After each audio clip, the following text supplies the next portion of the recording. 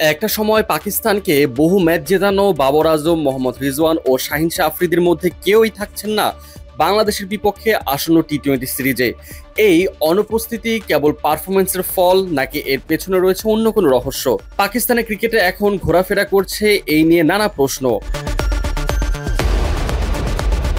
গত ডিসেম্বরে দক্ষিণ আফ্রিকার মাটিতে শেষবারের মতো আন্তর্জাতিক টি-20তে খেলেছিলেন বাবর আজম, সঙ্গে ছিলেন মোহাম্মদ রিজওয়ানও। এরপর দুজনেই দল থেকে ছিটকে পড়েছেন। মার্চে জাতীয় দলের জার্সিতে শেষ ম্যাচ খেলা শাহিন শাহ আফ্রিদিও রয়েছেন দলের বাইরে, খেলতে পারবেন না বাংলাদেশে। তাদের তিনজনের অনুপস্থিতির মধ্য দিয়ে পাকিস্তান দল এক নতুন ধারা হাঁটার ইঙ্গিত দিচ্ছে। দলের প্রধান কোচ মাইক হেসন স্পষ্টভাবেই জানিয়ে দিয়েছেন, পারফরমেন্স করে দারুণ কিছু দেখাতে পারলেই টি-20তে ফিরতে পারবেন। রিজওয়ান ও বাবরের ব্যাটিং এর ধরন নিয়ে প্রশ্ন উঠেছে দীর্ঘদিন ধরেই। বিশেষ করে টি-20র বর্তমান গতিশীল ধারার সঙ্গে মানিয়ে নিতে পারছেন না দুজনেই। পাকিস্তান ক্রিকেট বোর্ড তাদের এই ধীরগতির ব্যাটিং এর বিষয়ে সতর্ক করেছে বলে জানা গেছে।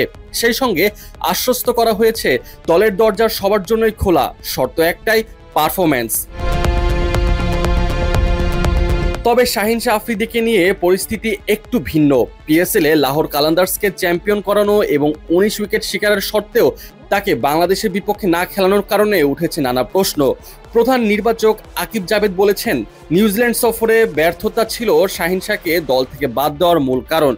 কিন্তু বিষয়টি এখানেই শেষ নয়। ক্রিকেট পাকিস্তান জানিয়েছে, আকিব জাভেদের সঙ্গে শাহিনের সম্পর্ক এখন আর আগের মতো নেই। সূত্রের বরাতে তারা দাবি করেছে, শৃঙ্খলা ভঙ্গের দায়ে শাহিনকে দল থেকে বাইরে রাখছেন জাভেদ। যদিও এই বিষয়ে কেউই আনুষ্ঠানিকভাবে মুখ খুলেনি। এমনকি বোর্ডের এক কর্মকর্তা বলেছেন, যদি এখানে শৃঙ্খলাজনিত কোনো সমস্যা থাকতো তবে তাকে ট্রেনিং ক্যাম্পে ডাকাই হতো না।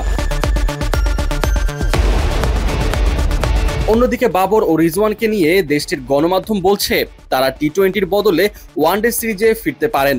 তবে তা নির্ভর করছে একটা শর্তেই, খেলার ধরন বদলানো।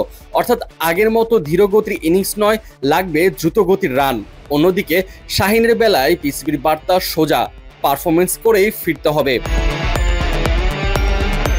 এত সব নাটকীয়তার মধ্যেও কোচ ও নির্বাচকেরা তাদের সিদ্ধান্তে অনড়।